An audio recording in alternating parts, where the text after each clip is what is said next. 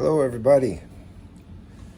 Just sitting here amongst all of our crap behind me, and just wanted to give a little update on retirement and moving and how it has progressed so far. Having my morning coffee.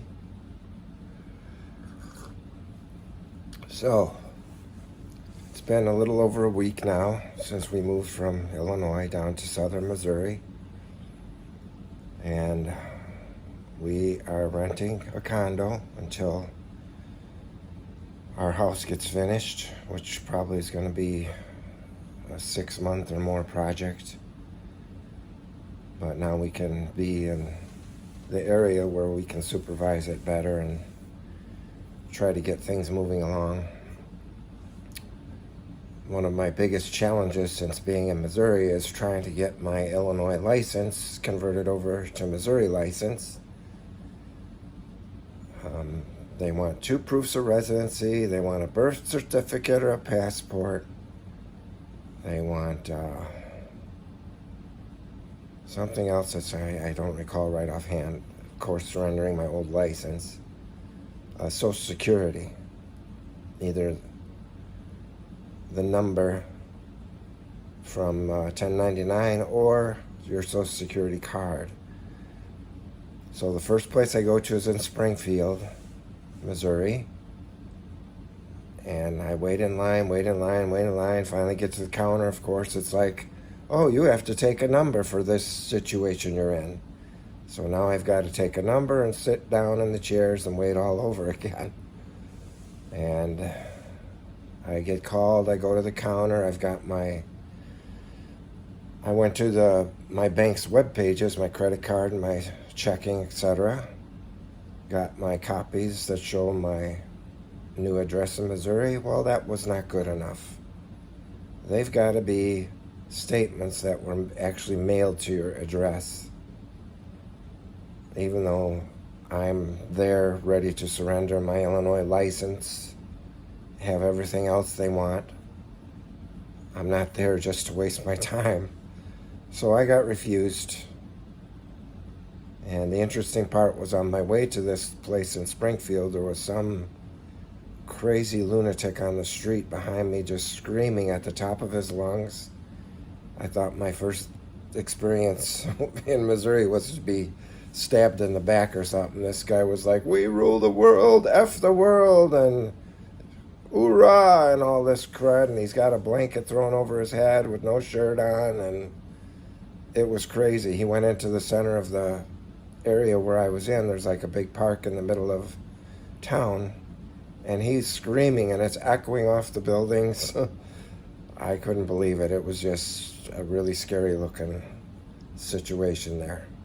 But anyway, so I finish up in Springfield, and I'm like, well, I'm going to try one of the other locations that's closer to where we're staying, which is down near Branson area. So I go down there, and I go in, and once again, it's take a number, sit down. And the thing I didn't know about Branson and Missouri in general, I guess, is they contract out their DMVs to private companies to do the work for them, which I've never seen before.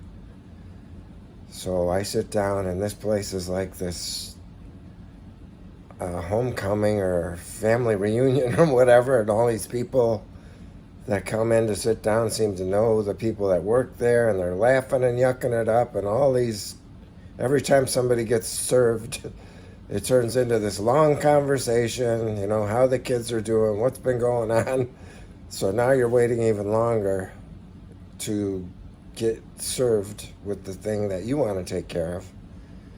So my number finally gets called, and I go up to this really, really nice lady. That's probably the biggest difference. The people are really, really nice at these places.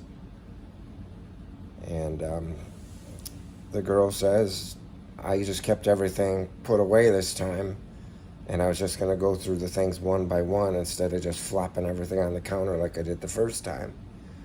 So she's like, do you have your passport or your birth certificate? So I've got the little laminated passport that my wife so graciously got from me, which has been really nice for identification and such. So I give her that. She's like, do you have a social security card? And I give her that. Well, my social security card is probably from when I was, I don't know, 14 years old or something. So now it's like 45, 55 years old. And I'm thinking to myself, I laminated it years ago to try to preserve it. And I'm thinking to myself, if I had never laminated, that thing probably would be dust by now. So I give her the Social Security card, and what does she say? Your card cannot be laminated. We cannot accept this. I'm like, are you kidding me? So the first place I go to, it was not a problem, but this place, now it is a problem. So now I give her the copies of my statements. I print it up, like I said, from my banks, my credit cards, to show the change of address. None of it was good enough. No utility bills yet because we're not quite moved in yet. The only address I have is a P.O. box. They don't accept P.O. boxes. So now I'm screwed again. So she says, I was on my way to open a bank account for me personally, just a small thing that I have, just for recreational spending money for myself. And she said, when you get to the bank, why don't you have them write a statement with the P.O. box and the resident and then bring that back. But that didn't solve any of the other problems I was having with the laminated Social Security card. And she said something about trying to get the 1099 statement online. And she was really, really nice, trying to tell me all the things that I should get in order to be accepted next time instead of wasting my time for the third time. So now it's the weekend, so I'm kind of at a standstill right now. As you saw in our move, all the things we are living amongst in the condo, it's like condo / storage area. So you basically build little aisles through the boxes and everything to get to where you want to go. And as we go through this stuff, we shuffle it around and we organize it. And then the next thing you know, it's like, where was my electric toothbrush again? I remember seeing it, but now I don't know where I put it. It's stuff like that. And that happens constantly, especially with things for the kitchen where you need a utensil or you need an ingredient and you remember seeing it, but you don't know where it is. So you start pulling boxes, looking for the stuff. So it's creating very good memories in addition to being amusing. It's times like this that make life pretty neat because you can look back and laugh on it someday. And wondering how you ever made it through some of these situations you put yourself in. So anyway, I'll kind of blend that in with my retirement. It's been a little bit like 2 weeks ago, I think I left the job. And it's very strange because you're so used to getting up at 4:30 in the morning, and now all of a sudden you don't have this commitment to have to do that anymore. You kind of stay awake at night and you start thinking, oh, I got to get to bed, I got to get up, and then it's like, oh yeah, I don't work anymore. And it's just a very strange feeling that it takes several days to get over. It's very strange. And the other thing is, because we moved to Missouri, for many years my wife and I always came down to visit for like, I don't know, more than 10 or more years that we've come down to southern Missouri year after year, and we always said we'd love to live down here because it's all about God and country and just a lot of patriotism, which is kind of what I wanted to get down to instead of all the garbage going up in Illinois with abortion and so much gambling and so many taxes. And I don't know how that state can still be in debt with pay tolls, taxes, lotto, gambling. What do they do with all that frickin' money? I have no idea. But anyway, because we used to vacation down here in Missouri, now that we've moved here, everything I do, it's like if I buy a gallon of milk, it's like, man, I hope I can finish this before we have to go back. Thinking I'm like on a week vacation or something. And that's happened several times with different things. Thinking in my mind that I've got to go back to my old home, so I better not like waste too much money on buying too much food and stuff like that. So that's been another thing that's been strange, trying to get out of my mind. So anyway, I'm here by myself right now. My wife is on a little sabbatical for a little while, and I just wanted to catch up on some of these things, give you my thoughts. I'm probably gonna have to go back to Illinois several times because there's so much junk that we left behind. We filled up, if you saw some of my previous videos, I had a whole storage container, 10 by 25 I think it was, filled with my workout equipment. So that's probably going to be a truckload depending on what size truck we get. Then we filled up a 10 by 30 with household things. Then that started filling up because you got all the stuff from the garage, etc.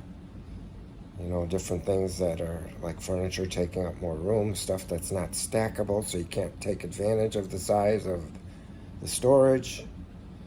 Then it was like, great, we're not going to be able to fit all of it in here, so we had to rent another storage, another 10 by 25, and that one was just the right size to finish off what we had. So we got 3 storage units, and it was like, okay, we've got a car already in Missouri, and we got 2 cars up here because the car in Missouri we keep there to avoid renting a car when we fly down.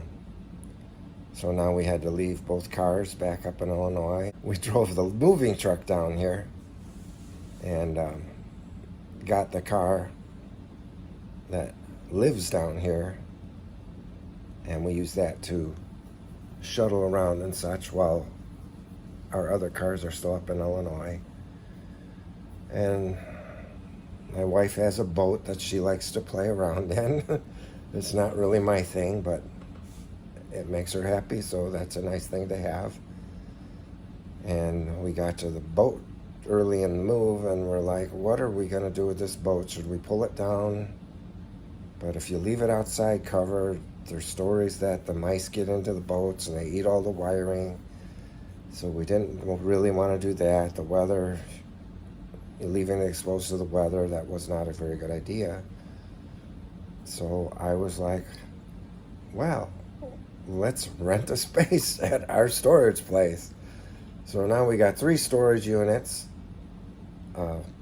place for the boat. So a week or so, maybe close to 2 weeks, I thought to myself, now we have 2 cars. What are we going to do with the cars while we're gone until we can get back and do something with these? The reason being, we have the garage ready in our home being built. They're going to use that blown-in insulation at some point, and we don't want vehicles in there along with stuff in there that we would have to all move out before they blow it in. So we're hoping to get that insulation put in within a few weeks, and then we can bring the cars down and keep them in that garage. So it ended up, I have that pickup truck that I've reviewed in the past, and I said, you know what, let's put the truck at the storage facility.